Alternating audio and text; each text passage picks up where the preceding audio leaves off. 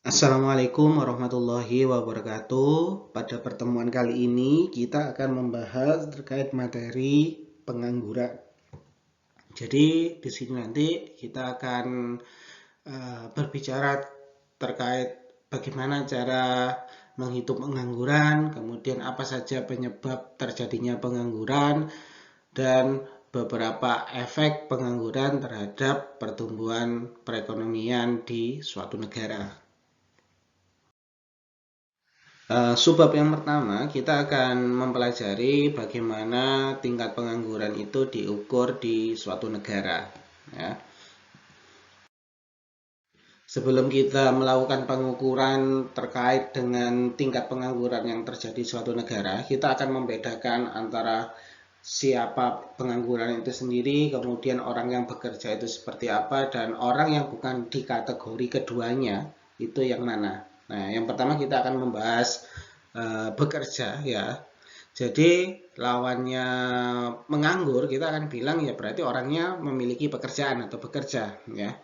Kategori ini ya mencakup siapa saja. Kalau ditanya siapa sih yang dikategorikan pekerja atau orang yang bekerja itu, maka kita akan menjawab kategori orang yang bekerja itu yang pertama karyawan yang dia dibayar, ya itu secara otomatis akan masuk dengan sendirinya tipe pekerja. Kemudian orang yang bergerak di bidang entrepreneur ya atau bekerja dalam bisnis berwirausaha itu masuk kategori bekerja juga. Kemudian yang ketiga, orang yang tidak dibayar ya. Orang yang tidak dibayar dalam bisnis keluarga. Biasanya keluarga itu memiliki bisnis ya dan biasanya mempekerjakan keluarga atau saudara atau anaknya. Ya, tetapi biasanya ketika mempekerjakan anaknya, katakanlah mereka tidak mendapatkan upah atau gaji yang pas atau yang rutin seperti pegawai-pegawai biasanya. Apakah mereka termasuk golongan pekerja? Maka di sini mereka tetap digolongkan sebagai golongan pekerja. Kemudian pekerja paruh waktu atau part-time kita sebutnya, itu juga masuk dalam kategori orang yang bekerja. Kemudian bagaimana kasusnya bagi katakanlah contohnya seorang karyawan yang sedang cuti hamil atau sedang sakit ataupun sedang liburan, apakah dalam waktu yang cukup panjang, kata 2 bulan, 3 bulan, apakah mereka masuk dalam kategori pekerja? Nah, selama mereka masih terikat kontrak dengan perusahaan yang bersangkutan, walaupun mereka cuti dalam waktu yang cukup lama, dan perusahaan itu mengetahui, maka mereka juga masuk dalam kategori orang yang bekerja. Nah, itu ketika kita membahas siapa sih yang dikategorikan orang yang bekerja. Nah, kemudian kita akan masuk dalam kategori pengangguran sekarang. Siapa orang yang dikatakan menganggur itu? Secara otomatis ketika kita berbicara orang yang menganggur itu berarti ya orang yang tidak mendapatkan pekerjaan atau tidak bekerja. Orang yang sulit menemukan pekerjaan selama 4 minggu ya, selama 4 minggu pertamanya, maka itu juga kategori orang yang menganggur. Katakanlah sederhananya ketika seseorang itu lulus dari perguruan tinggi, kemudian ketika masih 2 atau 3 minggu, maka bukan masuk kategori pengangguran Mas Ian. Tapi ketika sudah 4 minggu pertama atau 1 bulan mereka tidak mendapatkan pekerjaan, maka itu masuk ke dalam kategori pengangguran. Ataupun di sini ada yang bisa dikatakan pengangguran, katakanlah bagi para pekerja yang semula di PHK oleh perusahaannya karena katakanlah perusahaannya mengalami penurunan produksi ya, dan untuk sementara tidak dipekerjakan dan mereka masih menunggu, para pekerja masih menunggu harapan untuk dipanggil kembali, maka mereka juga masuk dalam kategori pengangguran. Nah, kemudian ada yang tidak masuk di keduanya ya. Tidak dimasukkan dalam kategori pekerja dan tidak dimasukkan dalam kategori pengangguran. Siapa? Nah, yang tidak dimasukkan dalam kategori dua kategori tersebut adalah katakanlah ketika Anda sedang menuntut ilmu atau Anda berperan sebagai pelajar, walaupun Anda masuk dalam usia produktif, tapi karena Anda belajar atau menuntut ilmu, maka Anda dimasukkan dalam kategori bukan angkatan kerja. Ya, jadi bukan termasuk orang yang bekerja atau bukan termasuk orang yang menganggur. Ibu rumah tangga juga masuk kategori bukan angkatan kerja. Kemudian pensiunan, ya, yang dianggap katakanlah karena usianya sudah tua, karena dia tidak produktif, ya, katakanlah seperti itu, maka mereka disebut sebagai bukan angkatan kerja. Artinya tidak masuk di kedua kategori yang kita bahas di awal, yaitu pekerja ataupun pengangguran. Nah, di slide sebelumnya kita sempat menyinggung angkatan kerja. Apa angkatan kerja itu? Nah, ketika kita berbicara angkatan kerja, itu merupakan sebenarnya penjumlahan, ya, penjumlahan dari orang yang bekerja ditambah dengan orang yang tidak bekerja. Maka itu yang disebut dengan angkatan kerja. Jadi orang yang masuk dengan angkatan kerja itu biasanya ketika kita berbicara Indonesia, katakanlah orang yang lulus SMA sampai dengan masa usia produktifnya.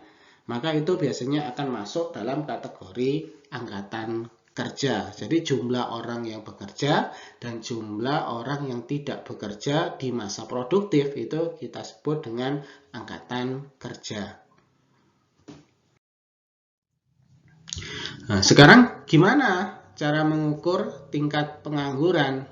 Nah, tingkat pengangguran itu diukur dengan cara, ya, persentase tingkat pengangguran itu bisa diukur dengan cara Anda harus menemukan dulu berapa jumlah orang yang tidak bekerja di suatu wilayah atau negara.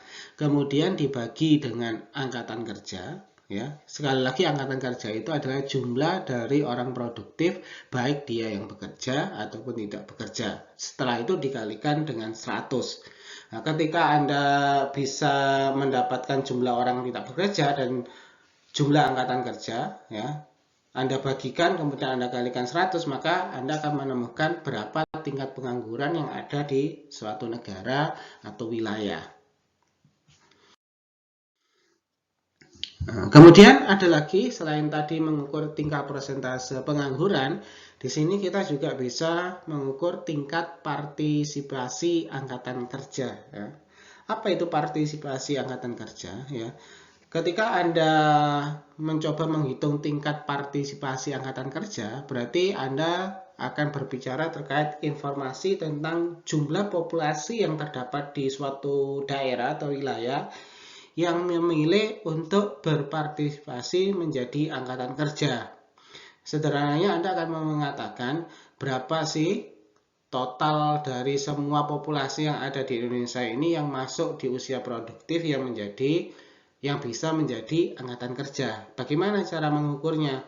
Nah, maka di sini akan diperlihatkan tingkat partisipasi angkatan kerja itu adalah sama dengan angkatan kerja. Ya, jadi angkatan kerja tadi dikatakan jumlah orang bekerja ditambah dengan jumlah orang yang tidak bekerja dibagi populasi penduduk dewasa.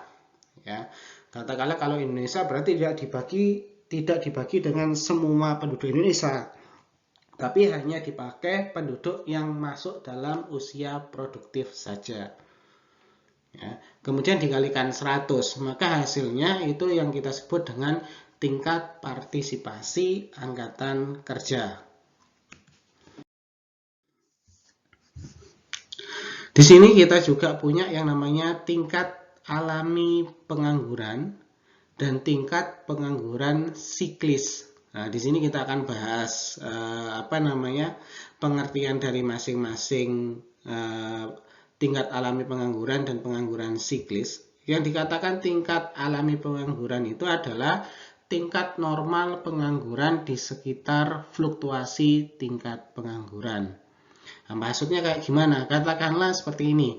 Ketika kita berbicara Indonesia, maka tingkat fluktuasi pengangguran itu katakanlah dalam 1 bulan umumnya di Indonesia itu menganggur antara total pengangguran dari 10 orang yang ada, katakanlah yang menganggur 2-4 orang.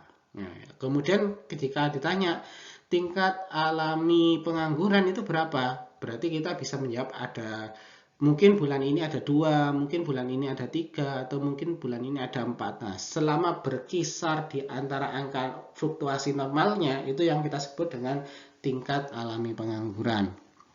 Kemudian di sini ada juga pengangguran siklis. Pengangguran siklis itu seperti apa? Ketika kita berbicara pengangguran siklis, berarti pengangguran yang terjadi tidak seperti biasanya. Ya. Katakanlah biasanya yang nganggur tiap bulan 2-5. Tiba-tiba di bulan ke-11 atau bulan ke-12 tingkat penganggurannya naik menjadi 12. Nah, itu yang disebut dengan pengangguran siklis, di mana trennya tidak mengikuti fluktuasi pada umumnya. Ya, tapi ada titik ekstrimnya, tiba-tiba meningkat drastis atau tiba-tiba turun drastis. Itu yang kita sebut dengan pengangguran siklis. Kemudian di sini kita punya yang namanya pengangguran friksional. Nah, apa yang dimaksud dengan pengangguran friksional? Ya, pengangguran friksional ini akan ada, ya, karena pekerja memerlukan waktu yang lama untuk memperoleh pekerjaan yang paling cocok dengan minat dan keterampilan mereka. Nah, jadi sederhananya pengangguran friksional ini terjadi jika katakanlah Anda lulusan dari ekonomi. Ya, tentu saja ketika nanti Anda memutuskan untuk bekerja, tentu Anda ingin bekerja ya sesuai dengan bidang keahlian Anda, yaitu masuk ke ekonomi, katakanlah bisa jadi bankir atau entrepreneur atau sebaliknya. Ya, pokoknya yang berkaitan dengan aktivitas ekonomi atau bidang ilmu ekonomi. Tetapi tiba-tiba Anda mendapatkan tawaran pekerjaan, katakanlah tidak berkaitan dengan ekonomi, katakanlah berkaitan dengan mesin, katakanlah berarti otomatis berkaitan dengan teknik.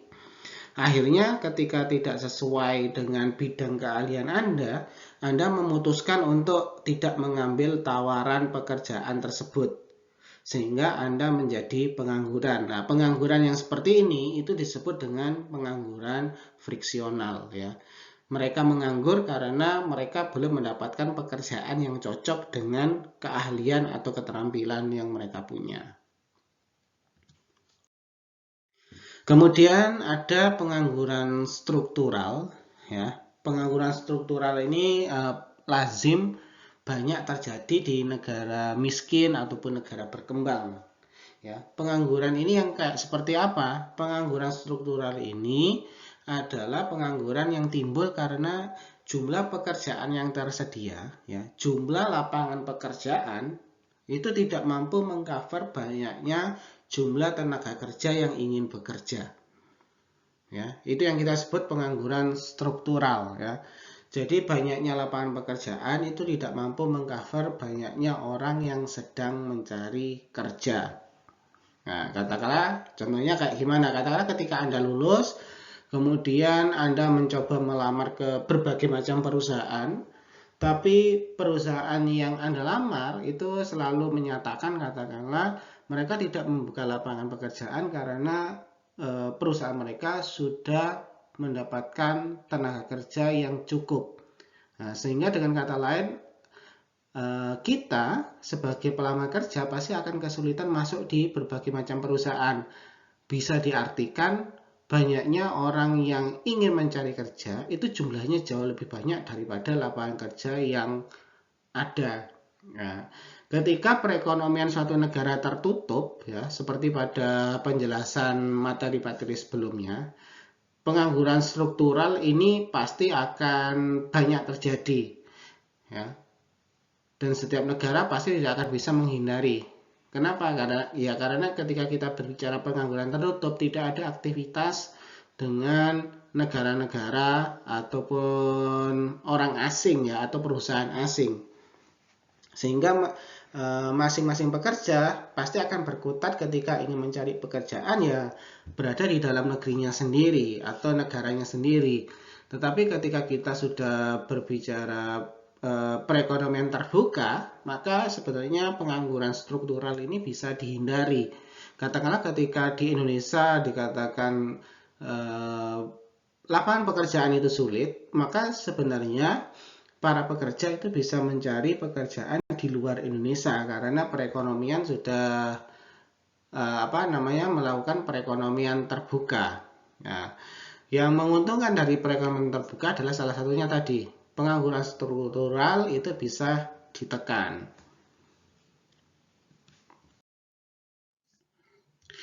Kemudian di sini ada tunjangan pengangguran, ya. Apa itu tunjangan pengangguran? Ya, tunjangan pengangguran itu biasanya didapatkan dari program pemerintah, ya. Pemerintah itu memberikan beberapa tunjangan atau jaminan kepada beberapa pekerja yang pada saat itu menganggur, ya. Katakanlah tiba-tiba ada pandemi, katakanlah seperti kasus di beberapa negara pada beberapa akhir ini, katakanlah karena ada pandemi maka sebagian para pekerja itu akhirnya tidak mendapatkan pekerjaan atau menganggur karena PHK dan segala macamnya. Nah, ketika mereka di PHK atau tidak lagi mendapatkan pekerjaan, maka secara otomatis indeks biaya hidupnya, ya, atau taraf hidup seseorang itu pasti akan mengalami penurunan. Nah, agar taraf seseorang itu taraf hidupnya tidak mengalami penurunan, ya, maka di sini pemerintah masuk di dalamnya, ya, melalui yang namanya tunjangan pengangguran. Nah, jadi tunjangan pengangguran itu diberikan agar katakanlah para penganggur itu masih bisa memenuhi kebutuhan hidupnya seraya dia mencari pekerjaan yang baru. Kemudian di sini kita juga punya yang namanya peraturan upah minimum, ya. Apa itu peraturan upah minimum? Nah, ketika kita bicara peraturan upah minimum kemudian dikaitkan dengan ketenaga kerjaan, ya, maka yang dikatakan peraturan upah minimum itu adalah upah yang seharusnya memang didapatkan, ya, upah yang seharusnya memang didapatkan oleh para pekerja yang bekerja di sebuah perusahaan. Tentu saja ketika kita berbicara peraturan upah minimum, masing-masing negara, masing-masing daerah, atau masing-masing wilayah itu memiliki peraturan upah minimum yang berbeda-beda. Ya, tergantung dari upah minimum itu penentuannya tergantung dari berapa besar biaya hidup ketika kita berada di wilayah tersebut. Ketika semakin mahal biaya hidupnya, tentu saja upah minimumnya juga akan semakin bergerak naik. Tapi sebaliknya semakin murah, ya, untuk mencukupi kebutuhan hidup, tentu saja upah minimum yang ada di negara yang bersangkutan atau daerah yang bersangkutan itu juga turun. Nah, kemudian di sini kita punya yang namanya titik keseimbangan, ya. Titik keseimbangan itu apa? Kita akan bilang titik keseimbangan itu adalah titik yang mempertemukan, ya, antara permintaan terhadap tenaga kerja dengan penawaran tenaga kerja. Di sini kita menunjukkan titik keseimbangannya itu adalah di sini, ya, di WE sini. Nah, upah minimum itu adalah kesepakatan, ya, kesepakatan upah yang nantinya dibayarkan oleh pemilik perusahaan atau pemilik usaha kepada orang yang bekerja. Nah, itu kita sebut dengan titik keseimbangan. Nah, tapi, ya, ketika kita berbicara titik keseimbangan ini biasanya, ya, ada beberapa perusahaan atau ada beberapa pekerja itu meminta upah yang dia punya itu berada di atas titik keseimbangan. Ya. Beberapa perusahaan atau beberapa pekerja yang nantinya tergabung dalam serikat pekerja itu biasanya meminta upah itu berada di atas titik keseimbangan. Nah, akibatnya apa? Kalau semula ada di titik ini kemudian minta adanya kenaikan, ya, tentu tidak akan ada yang namanya titik keseimbangan awal, ya. Akhirnya apa? Di sini dikatakan jumlah tenaga kerja yang ditawarkan itu nanti pasti akan melebihi jumlah tenaga kerja yang diminta. Itu sudah jelas. Ketika upah itu dinaikkan, maka akan banyak sekali orang yang berlomba-lomba ingin bekerja. Karena ketika Anda bekerja, yang semula katakanlah mendapatkan upah 3 juta, sekarang ketika Anda bekerja, Anda mendapatkan upah katakanlah 5 juta. Maka setiap orang pasti akan ingin untuk melakukan aktivitas bekerja karena upahnya naik. Nah, tapi di sisi yang lain ketika kita berbicara terkait kurva ini, sebagai pemilik perusahaan, jelas permintaan terhadap tenaga kerja pasti akan mengalami pengurangan. Kenapa mengalami pengurangan? Karena biaya yang mereka tanggung tentu saja akan jauh lebih besar ketika ada peningkatan upah. Ya, jadi poin yang di sini tadi sudah terjelaskan. Jumlah tenaga kerja yang ditawarkan itu pasti akan melebihi jumlah tenaga kerja yang diminta. Dan para pekerja menjadi pengangguran karena menunggu adanya lowongan pekerjaan. Dengan adanya kenaikan upah, di sisi lain para pekerja yang sedang mencari pekerjaan itu akan mempunyai waktu tunggu yang akhirnya menjadi sangat panjang karena terjadi kenaikan upah tadi. Karena perusahaan mengurangi jumlah permintaan tenaga kerjanya, diakibatkan biaya yang mereka tanggung semakin besar karena upah yang harus dibayarkan kepada pekerja semakin tinggi. Akibatnya apa? Nanti ada yang semula bekerja menjadi tidak bekerja karena perusahaan melakukan efisiensi.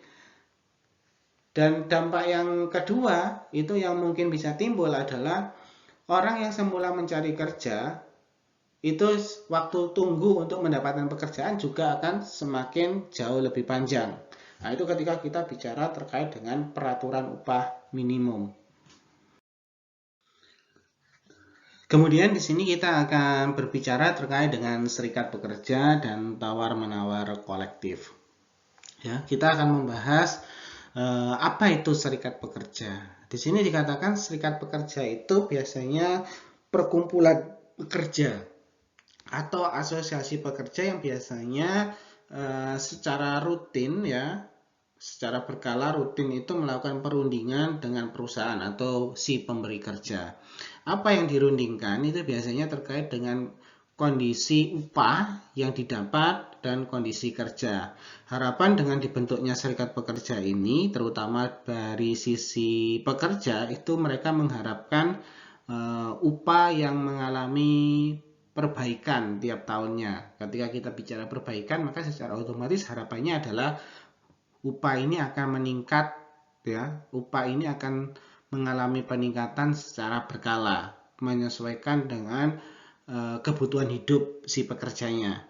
Kemudian ketika kita bicara kondisi kerja, tentu saja para pekerja menginginkan kondisi kerja yang nyaman, senyaman mungkin bagi mereka. Dengan suasana kerja yang nyaman, harapannya bagi pekerja sendiri adalah mereka bisa jauh lebih produktif dalam melakukan aktivitas pekerjanya. Nah, itu biasanya yang dirundingkan oleh pekerja terkait dengan upah dan kondisi lingkungan kerja mereka.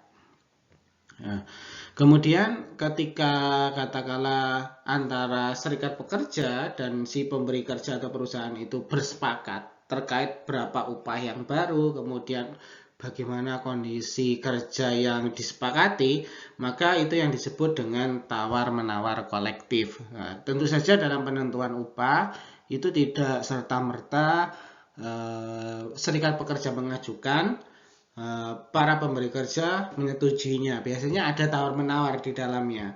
Kemudian kondisi kerja juga sama, tidak semua apa yang diinginkan oleh serikat pekerja itu selalu di-approve oleh si pemberi kerja. Nah, ketika berunding dengan perusahaan, serikat pekerja ini biasanya pasti akan meminta upah yang lebih tinggi daripada periode atau tahun-tahun sebelumnya. kemudian minta tunjangan yang jauh lebih besar, dan minta kondisi kerja itu jauh lebih bagus, seperti yang saya bilang di awal tadi ya. Nah, tentu saja ketika para serikat pekerja ini meminta katakanlah upah yang jauh lebih tinggi, tunjangan yang jauh lebih banyak, dan kemudian katakanlah kondisi kerja yang jauh lebih bagus, itu sebenarnya akan berdampak sekurang-kurangnya kepada 4 golongan ya. Yang pertama adalah pekerja yang memang tergabung di serikat pekerja. Ketika keinginan-keinginan mereka itu di-approve oleh pihak pemberi kerja, tentu saja pekerja yang masuk dalam serikat pekerja itu akan merasakan perbaikan baik dari segi upah ataupun kondisi kerja. Tetapi ketika kita berbicara pekerja yang tidak tergabung dalam serikat pekerja, ataupun kita berbicara pengangguran, dengan meningkatnya standar yang diminta oleh serikat pekerja, tentu itu akan menjadi dampak negatif bagi katakanlah para pengangguran. Mereka akan semakin kesulitan mencari kerja karena di sini perusahaan sendiri dituntut untuk memberikan insentif yang lebih bagi para serikat pekerja. Ketika perusahaan mengiyakan, maka secara otomatis dalam waktu dekat ya, perusahaan tidak akan menambah jumlah karyawannya karena semua biaya otomatis akan difokuskan kepada penambahan katakanlah upah atau kondisi kerja yang jauh lebih bagus bagi pekerja yang tergabung pada serikat pekerja. Bagi perusahaan sendiri apa dampaknya? Ya tentu saja mereka mau tidak mau harus menambah biaya untuk terkait dengan bagaimana merawat para pekerjanya sehingga mereka bisa semakin produktif. Sehingga dari beberapa pembahasan yang kita dapatkan tadi ya, kita bisa katakan dengan adanya serikat pekerja itu setidaknya ada 2 dampak ya. Ada dampak negatifnya, kemudian ada dampak positifnya. Nah, kita akan bahas satu persatu. Yang pertama adalah kita lihat coba dampak negatifnya. Dengan adanya serikat pekerja, ya, serikat pekerja itu bisa kita katakan kartel ya. Artinya seseorang membuat beberapa kerjasama, ya, beberapa kesepakatan sehingga membentuk yang namanya serikat pekerja, di mana serikat pekerja nanti memutuskan untuk membuat beberapa persetujuan kepada pemberi kerja. Nah, ketika hal ini terjadi ya, sebenarnya ketika sistem-sistem ini dilakukan, sebenarnya pemberi kerja dan karyawan itu kan sudah ada kontrak di awal ya. Ketika Anda mau bekerja, tentu Anda pasti akan tanda tangan kontrak sesuai dengan kesepakatan antara individu pekerja dengan perusahaan. Tetapi kontrak yang Anda tanda tangan di awal itu terkadang berubah ya, berubah klausulnya, berubah pelaksanaannya ketika ada yang namanya serikat pekerja. Ya, jadi serikat pekerja ini di sisi lain mungkin kita sebut kartel ya, karena dia membentuk atau membuat beberapa aturan ya, kemudian nanti dinegosiasikan dengan pemberi kerja. Padahal sebelumnya para pekerja itu sudah membuat aturan, sudah tanda tangan terkait dengan iklim kerja, budaya kerja yang ada di perusahaannya. Kemudian dengan adanya serikat pekerja seperti yang dikatakan tadi, angka pengangguran terkadang akan jauh semakin tinggi ya. Karena dengan adanya serikat pekerja tadi dikatakan serikat pekerja itu besar kemungkinan menginginkan upah yang tinggi, fasilitas yang jauh lebih meningkat, tunjangan yang jauh lebih banyak. Nah, ketika semua permintaan itu harus dipenuhi, di sisi lain perusahaan harus mengeluarkan biaya jauh lebih banyak. Sehingga ketika perusahaan mengeluarkan biaya jauh lebih banyak, mereka akan mengurangi jumlah karyawan yang ada atau bahkan tidak melakukan rekrutmen karena biayanya akan teralihkan untuk permintaan dari serikat pekerja tersebut. Kemudian menurunkan permintaan tenaga kerja itu sudah jelas ya, dengan banyaknya permintaan yang harus di approve atau di ACC oleh pemberi kerja, maka secara otomatis untuk sementara waktu pemberi kerja tidak dapat katakanlah meningkatkan permintaannya terhadap tenaga kerja karena biayanya tadi dialihkan kepada serikat pekerja. Nah, selain dampak negatif, ya, dengan adanya serikat pekerja itu juga mampu membawa dampak positif. Apa saja yang dikatakan dampak positifnya, ya? Di sini dapat menyeimbangkan pasar tenaga kerja, ya. Dengan adanya serikat pekerja, ya, secara otomatis selain seimbang pasar tenaga kerjanya, juga para pekerja bisa dilindungi. Artinya pihak pemberi kerja tidak semena-mena dalam menetapkan upah yang nanti akan dibayarkan kepada pekerjanya. Karena ada serikat pekerja, maka mereka akan terlindungi dengan adanya serikat pekerja. Jadi ada upah standarnya. Pekerja tidak akan dibayar di bawah upah minimum tadi. Kemudian dampak positif lainnya, ya, dengan adanya serikat pekerja, ya, mereka mampu membantu untuk menyusun atribut pekerja selain upah, ya. Jadi dengan adanya serikat pekerja, perusahaan itu akan dibantu apa saja sih atribut untuk menilai seorang pekerja itu, apakah hanya cukup dengan upah, katakanlah seperti itu. Oh tidak, mungkin dengan adanya serikat pekerja mereka mengusulkan harus ada dana pensiun, harus ada tunjangan dan segala macamnya. Berapa besarnya tunjangan, berapa besarnya dana pensiun, itu biasanya serikat pekerja turut membantu menentukan berapa besarannya. Itu adalah dampak negatif dan dampak positif dengan adanya serikat pekerja. Kemudian sekarang kita akan berbicara terkait dengan teori upah efisiensi, ya. Apa itu teori upah efisiensi, ya?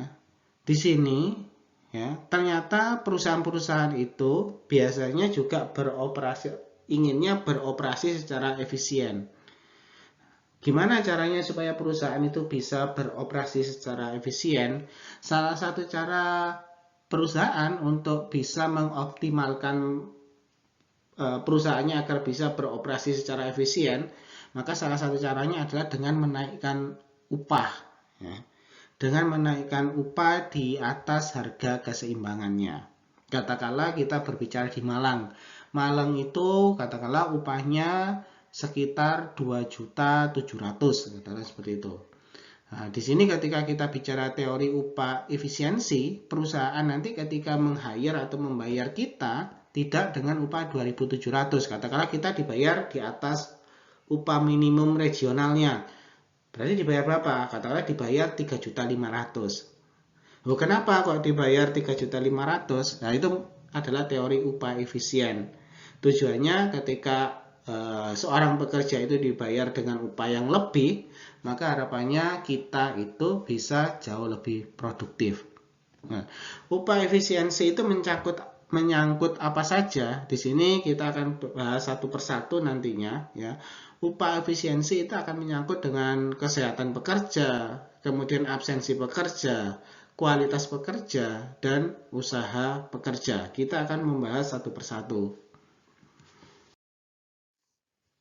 Nah, ketika kita berbicara kesehatan pekerja, tadi dikatakan upah efisiensi adalah perusahaan berani membayar lebih di atas upah keseimbangan, artinya membayar jauh lebih banyak daripada upah yang berlaku pada umumnya.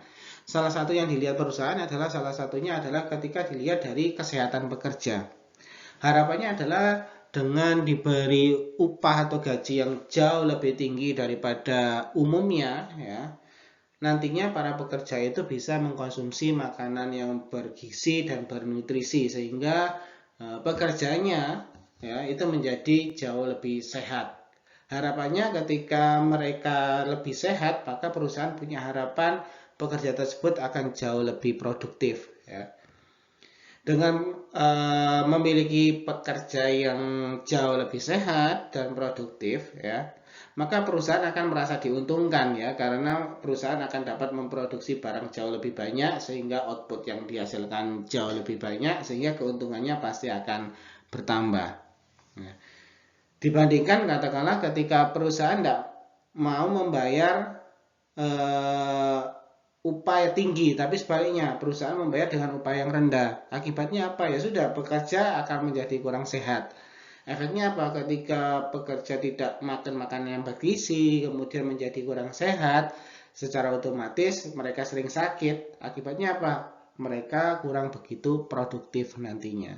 Nah, jadi upah efisiensi yang pertama itu bisa dilihat dari kesehatan pekerja.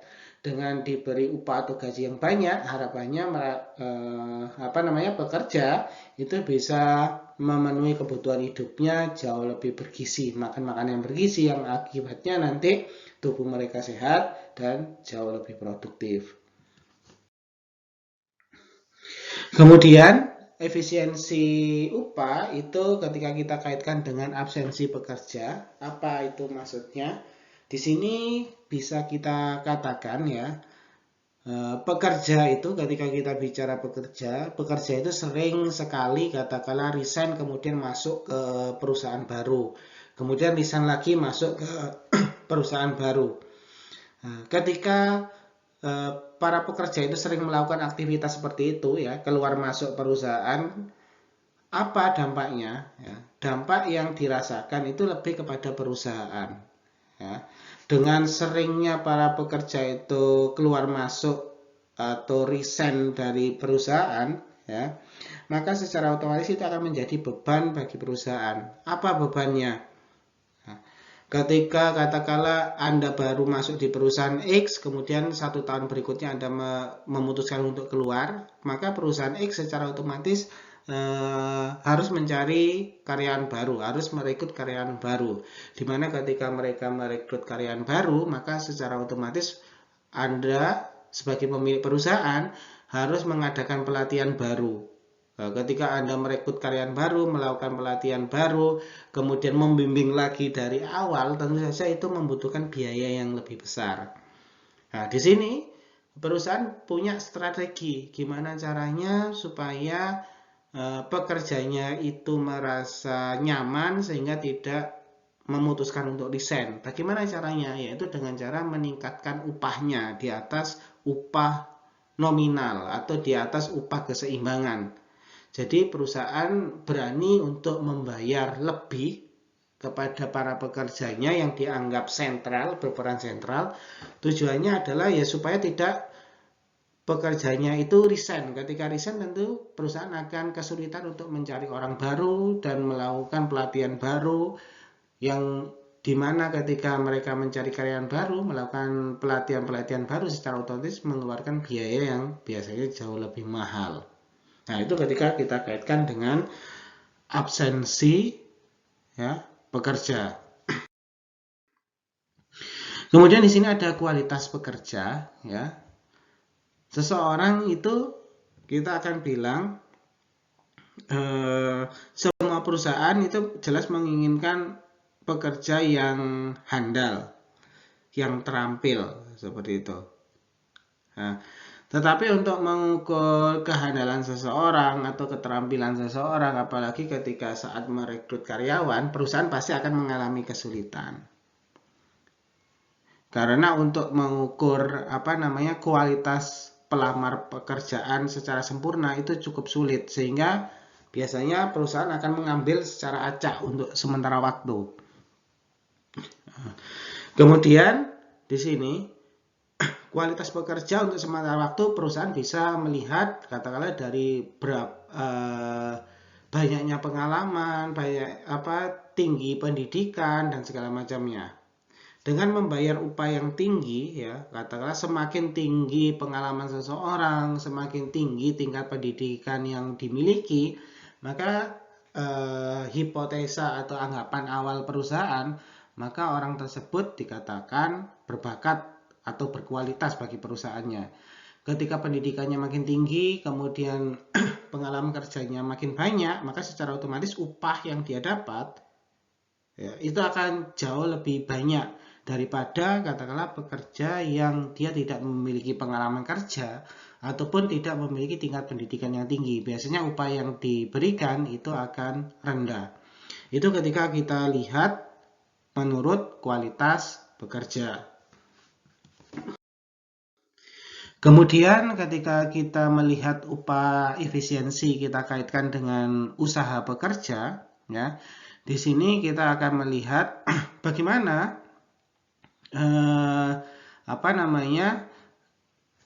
etos kerja bagi masing-masing pekerja yang bekerja di suatu perusahaan. Ya. Harapan perusahaan adalah masing-masing pekerja itu punya etos kerja yang tinggi dan punya tanggung jawab yang tinggi terhadap apa yang mereka kerjakan. Nah, jika ada katakanlah karyawan yang kurang bertanggung jawab terhadap pekerjaannya atau tidak memiliki etos kerja yang tinggi, maka secara otomatis perusahaan akan memecat karyawan tersebut. Tapi untuk memonitor satu persatu karyawan, apalagi ketika perusahaannya sudah besar, itu tentu akan sangat sulit dan jelas butuh biaya yang jauh lebih besar. Kemudian bagaimana solusinya? Nah, solusinya adalah di sini perusahaan sengaja menaikkan upah yang didapat oleh pekerja. Tujuannya apa? Ketika upah mereka naik, ketika upah mereka tinggi daripada upah yang sudah ditentukan, maka harapannya adalah mereka akan semakin senang bekerja dan semakin produktif, sehingga etos kerja dan tanggung jawab mereka itu jauh semakin tinggi. Itu ketika kita bicara efisiensi upah ketika dikaitkan dengan usaha bekerja. Demikian materi terkait dengan pengangguran. Terima kasih. Wassalamualaikum warahmatullahi wabarakatuh.